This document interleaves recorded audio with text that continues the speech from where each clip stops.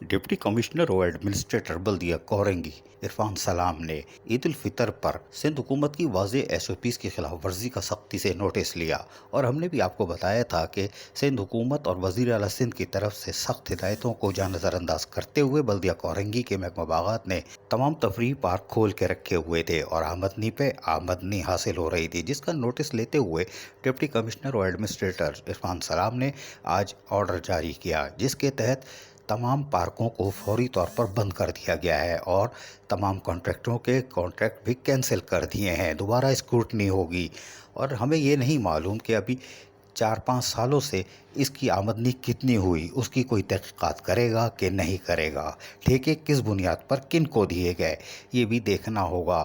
تاہم deputy commissioner اور administrator بلدیہ کورنگی عرفان سلام نے تمام اسسٹنٹ کمشنر کو بھی پابند کر دیا ہے کہ وہ پارکوں، کھیل کے میدانوں سب کو چیک کریں گے تاکہ کوئی SOPs کی خلاف ورزی نہ ہو رہی ہو۔ لیکن حیران کن طور پر 3 دن تک جھولے چلتے رہے، کون چلاتا رہا، کس نے پیسے کمائے، یہ سب دیکھنا ہوگا۔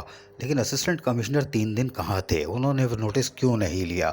15 ستمبر 2020 کو چیف سیکرٹری سندھ کے آرڈر کے تحت اسسٹنٹ کمشنر بھی کھیل کود کے بلدیاتی میدان میں آ گئے تھے، جس کی کارکردگی کیا رہی، نتیجہ کیا رہا؟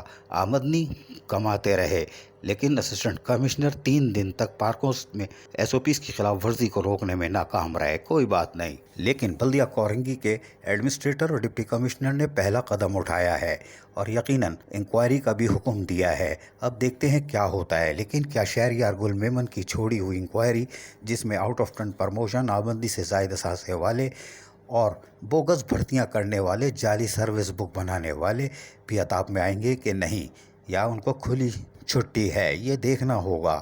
عرفان سلام ایڈمنسٹریٹر ڈپٹی کمشنر ایک بڑے امتحان سے گزر رہے ہیں، یا تو وہ لانڈی ٹاؤن کے کرپٹ بدعنوان، آمدنی سے زائد اثاثے رکھنے والے افسران کے شکنجے میں پوری طرح آ جائیں گے، یا پھر بلدیہ کورنگی کو پاک و صاف کریں گے، یہ دیکھنا ہوگا۔ عزیز عارف KBS بلدیاتی نیوز کراچی۔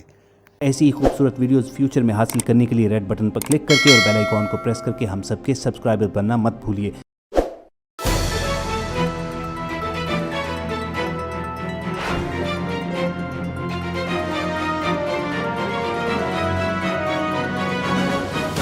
KBS بلدیاتی نیوز۔